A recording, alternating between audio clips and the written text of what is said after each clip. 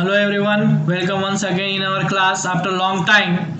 Wish you a very happy Diwali. I hope all you are safe and enjoy the festival.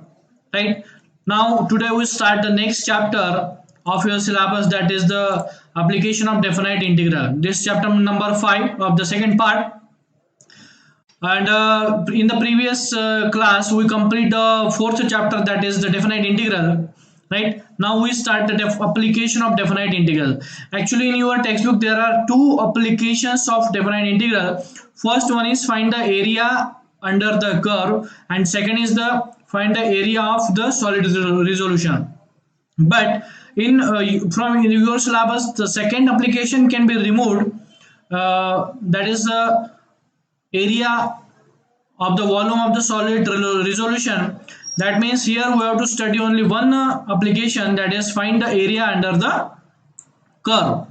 Okay, so see introduction of this chapter. In the previous chapter we studied definition of the definite integral as a limit of sum. Actually this part is removed for you. And the geometrically integration from a to b f of x dx gives the area a under the curve, under this curve. Actually under this curve y is equal to f of x, and in between these two lines x equals to a and x equals to b. Okay, so this can be find out by using this integration from a to b f of x dx equals to phi of b minus phi of a. This should be the proof in the previous chapter. So where f of integration f of x dx equals to phi x, this is also known as the fundamental theorem of integral calculus. Okay, we shall find the area under the curve by using the definite integral. Okay, so see this one, find the area under the curve. Okay, first application, for evaluation of area bounded by the curve, we need to know the nature of the curve and their graphs, right? We should also able to draw the sketch of the curve. Okay, sketch draw कर सकते हैं हम, but that is not mandatory. Area under the curve is find out by using formula, that is integration from a to b f of x dx, where a is lower limit or say the first point of the graph, and this b is the last point of the graph in between under the curve, and in between these 2 points under the curve whose area should be find out. Okay, so see next one, that is some different types of curves are there. ये curve देखो आप, x axis y axis, x under, we have to find area under this curve y is equal to f of x, and x axis, and in between these two lines x equals to and x equals to b. Then formula is integration from a to b f of x dx. अगर हम next देखते हैं तो यहाँ पे area देखो, area bounded between the y axis and this curve, again x equals to f of y, and these two lines like y is equal to c and y is equal to d. That is find out by using formula a equals to integration from c to d x dy. Okay, again c and d are the points as a and b, a और b जैसे लिए वैसे c और d 5 points है. ठीक है, then see the form problem. First problem is in your solved examples also. Find the area bounded by the curve y is equal to x square and y axis, and y axis the axis, and x equals to 3. This is the line, या फिर point बोल सकते हो आप. तो y is equal to x square, this is the actually equation of the parabola. Parabola के 4 type के equations आपको इसमें याद रखने पड़ेंगे. y is equal to x square, ये पैराबोला है whose vertex at origin, ये देखिए ये ड्रॉ किया हुआ फिगर, वर्टेक्स ओरिजिन पे है और ओपनिंग अपवर्ड्स है. ये पैराबोला है y is equal to x square. Okay, y is equal to minus x square, actually y is equal to 4ax square होता है equation. That is standard equation of the parabola whose vertex at origin and opening upwards is y is equal to 4ax square. Okay, here for a is constant, 4a is constant actually. So here y is equal to x square is the equation of this parabola whose opening is upwards and origin at vertex at origin. Okay, और दूसरा parabola होता है जिसका opening होता है downward और origin होता है, मतलब वर्टेक्स होते हैं जो ओरिजिन पे ही। इसके कुछ एग्जांपल्स हो गए, मैं दिखा दूंगा आपको इस टाइप का, सी दिस वन। ठीक है, तो ये होता है y इज इक्वल टू -4, नोट करके रखिए। एक्चुअली ये जो मैंने पहला दिखाया पैराबोला, ये वाला, इसका इक्वेशन स्टैंडर्ड इक्वेशन है y is equal to 4ax²। ठीक है, और ये जो पैराबोला है इसका स्टैंडर्ड इक्वेशन है y is equal to -4ax²। Okay, या फिर नेगेटिव -x², ये पैराबोला हो गया, राइट। अब ये देखिए, ये पैराबोला होता है एक राइट साइड वाला, opening right side, vertex at origin and opening right side. ये पैराबोला होता है y² is equal to 4ax। ठीक है, y² is equal to 4ax, और अगर इधर से होगा तो वो निगेटिव, ओरिजिन वर्टेक्स ओरिजिन पे और ओपनिंग लेफ्ट साइड। ठीक है, y² is equal to -4ax, इस तरीके से, समझ गया। Okay, so see the first example, y is equal to x², मतलब ये पैराबोला, x इक्वल्स टू 3, ये लाइन, ये वाली लाइन हो गई, और x एक्सिस ये पैराबोला और ये लाइन के बीच में ही शेडेड रीजन आ रहा है, ये रीजन का आपको एरिया निकालना है इस प्रॉब्लम में। Okay, so we know the formula a is equals to integration from, छोटे पॉइंट से बड़े पॉइंट तक हम इंटीग्रेट करेंगे उसको, और y dx। ठीक है, x एक्सिस है इसलिए y dx। छोटा पॉइंट मतलब कौन सा, ओरिजिन है 0 और बड़ा पॉइंट आ रहा है 3 तक, सो 0 to 3 हम इंटीग्रेट करेंगे y dx को। ठीक है, क्योंकि x एक्सिस आ रहा है इसलिए y dx। अगर y एक्सिस आता, वो बॉन्डेड रीजन में y एक्सिस आता तो x dy करते हम। ओके, सो और y दिया हुआ x², सो हमको इंटीग्रेट करना है 0 to 3 x² को। अब x² का इंटीग्रेशन होता है x³/3 और लिमिट है 0 to 3, पुट कर दो, तो क्या मिलेगा, 1/3 constant, 3³ - 0³, 3³/3 means 3², 3² is 9 square units। Here the units are mandatory, नहीं तो मार्क्स कर सकते हैं, क्योंकि आपको एरिया पूछा है, एरिया का यूनिट लिखना ही पड़ेगा, स्क्वायर यूनिट्स। ओके, 2 मार्क के लिए इतना सिंपल एग्जांपल आता है इसमें, very easy examples are there, right. Then see the next one, ये देखिए, अगर आपको दो कर्व्स के बीच का एरिया निकालना है, ये अनदर केस है actually, find the area between two curves. एक ये कर्व है y is equal to f(x), एक ये कर्व है y is equal to g(x). इनके बीच का अगर एरिया निकालना है तो उनका डिफरेंस निकालना होता है, a1 - a2 मॉड में है ना। a1 - a2 मतलब a1 is the area under this curve, a2 is area under this curve।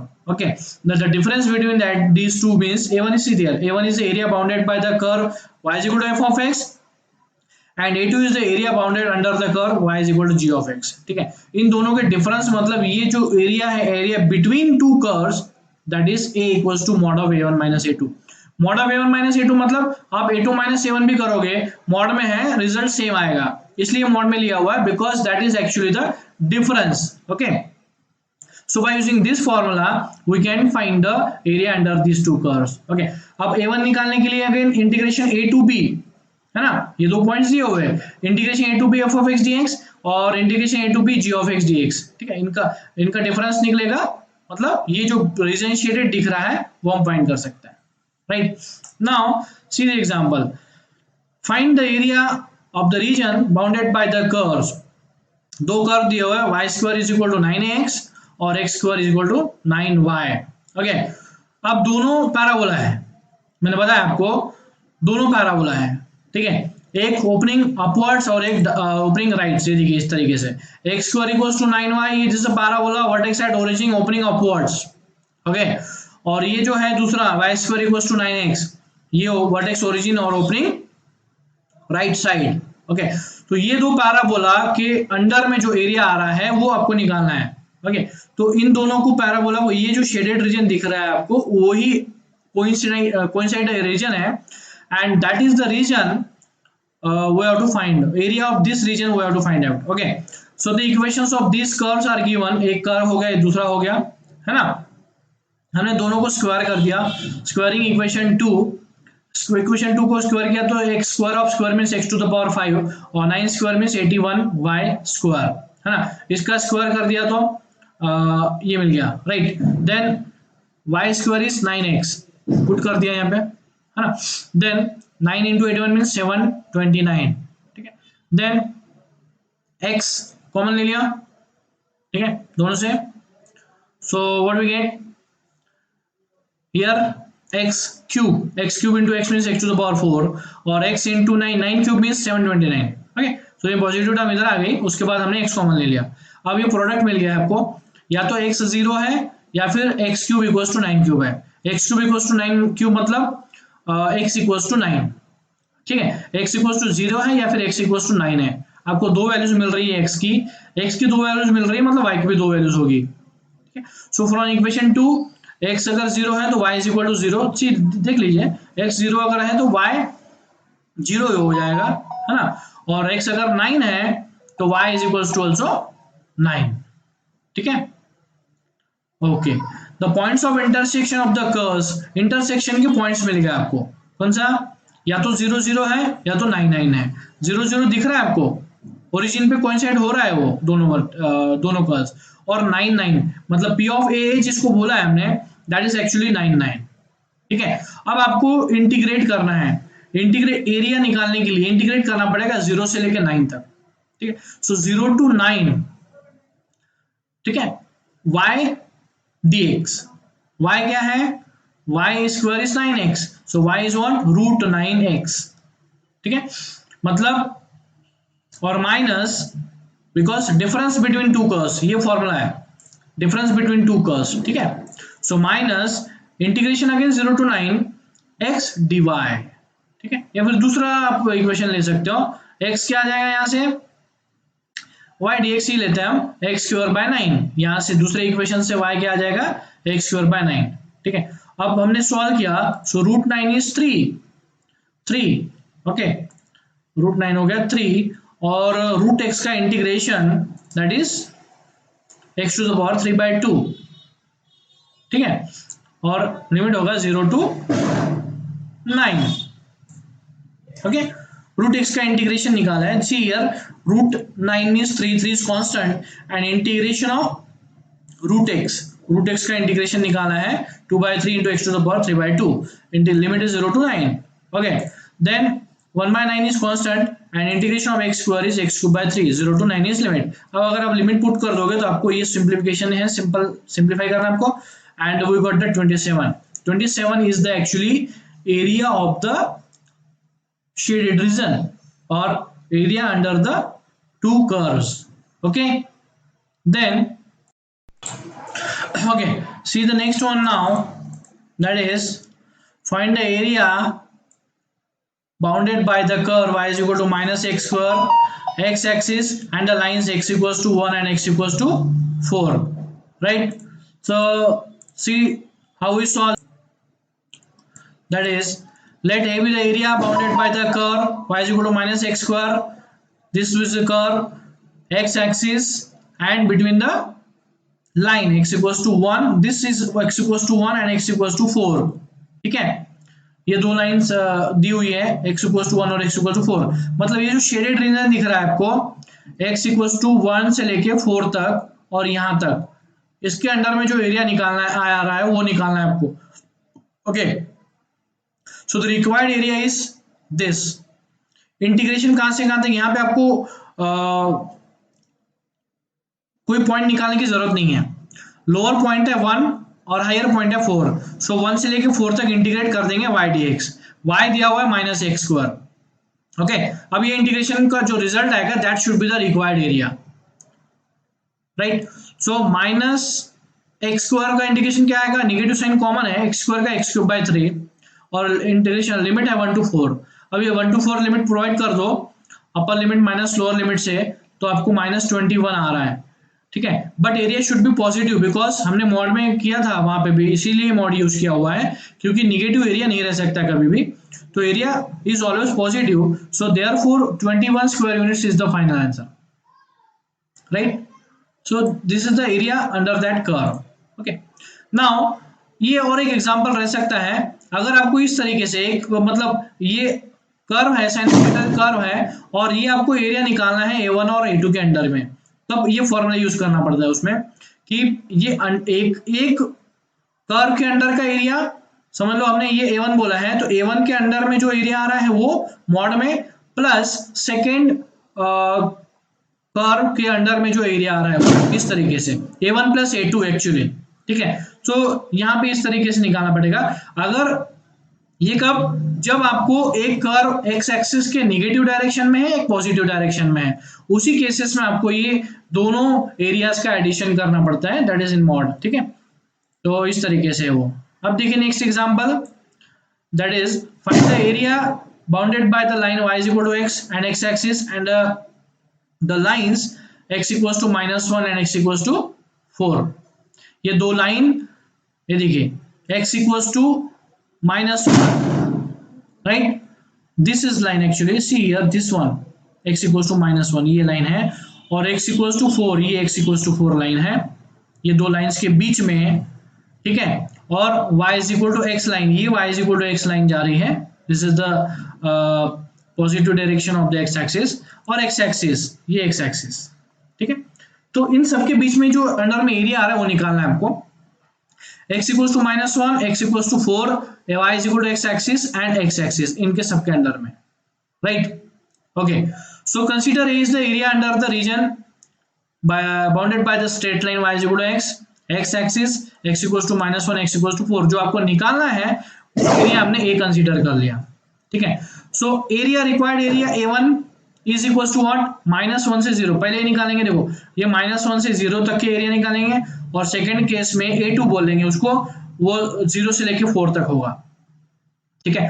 सो -1 से 0 y dx, ठीक है, और -1 से लेके 0 y इज इक्वल टू क्या है, x है, मतलब x dx, राइट। तो x dx मतलब x²/2, integration x dx is x²/2, और लिमिट है 1 to 0, ठीक है। लिमिट प्रोवाइड किया तो -1/2 आंसर आ रहा है। This -1/2 is the square units, this is the area, ये वाला एरिया हो गया सिर्फ -1 से 0 तक, ठीक है। अब सेकंड इंटीग्रल कैसे निकलेगा, दैट इज एक्चुअली 0 से लेके 4 तक, ठीक है। सो A1 मिल गया आपको 1/2, बोलिए -1/2 1/2। अब A2 होगा 0 से लेके 4 तक y dx, ठीक है। 0 से लेके 4 तक y मतलब x dx, अगर x²/2 मतलब 4²/2, अगर लिमिट पुट कर दिया तो दैट इज 8 स्क्वायर यूनिट्स, ठीक है। अब दोनों का एडिशन करना पड़ेगा यहाँ पे, क्योंकि एक नेगेटिव डायरेक्शन में है, एक पॉजिटिव डायरेक्शन में है। So required area A equals to A1 plus A2, so 1/2 plus 8 means 17/2 square units, this should be the required area of that bonded region, ठीक है, right। See the next example, that find the area enclosed between x axis, okay, and y is equal to sin x, ये sinusoidal curve बोल रहा है, y is equal to sin x है, sinusoidal curve बोला है, for values of x between 0 to pi, 0 से लेके पाई तक, मतलब ये जो कर्व ड्रॉ किया हुआ है इसके अंडर में जो एरिया आ रहा है वो निकालना है आपको, ठीक है। तो ये 0, ये π/2, ये पाई, ये 3π/2 और ये 2π, ठीक है। ये ऑलरेडी बताया हुआ है कैसे आता है कर्व, ये ऑलरेडी एक्सप्लेन किया हुआ है आपने। अब आपको ये एरिया निकालना है, तो इसको A1 और A2 बाइफरकेट कर दिया। A1 मतलब इंटीग्रेशन फ्रॉम 0 to पाई, और A2 क्या आ जाएगा, पाई टू 2π, और दोनों का एडिशन कर देंगे, that should be the required area. Okay, so see here A1 is area under the lying above the x-axis and A2 is area lying below the x-axis. Okay, so it is 0 to pi, मैंने बोला 0 to pi sin x dx, sin x का integration minus cos 0 to pi, limit put कर दिया, cos pi -1 होता है, cos 0 1 होता है, so -1 -2 minus of -2 मतलब 2, A1 आ गया 2, right. Then A2 is area lying below the x-axis, that is pi to 2π sin x, so minus cos x pi to 2π, limit put कर दी, ये आंसर आ गया -2, ओके। दोनों का एडिशन करेंगे हम, 2 + 2 4 square units is the required area, ठीक है। अब यहाँ पे एक एक्टिविटी दी हुई है, एक्टिविटी मतलब एग्जांपल बोल सकते हो, find the area enclose between y equal to sin x and x axis between 0 to 4π बोला है ना। 0 to 2π निकाल लिया हमने, 0 to 4π आप निकाल सकते हो उसके according, right? Okay, then see the next example. This is solved one. Using integration, find the area of the region bounded by the line. This is the given line twice y plus x plus equals to 8 and x axis and the lines x equals to 2 and x equals to 4. Try to understand this example. आप solve करके देखिए, नहीं तो हम next class में explain कर देंगे. Okay, this is enough for the day, right. ये छोटा सा चैप्टर है, अगले क्लास में हमारा चैप्टर एंड हो जाएगा. कुछ एक्सरसाइज के प्रॉब्लम सॉल्व करके देखो, कुछ प्रॉब्लम आएगा तो आप कॉन्टेक्ट कर सकते हो, राइट. ओके.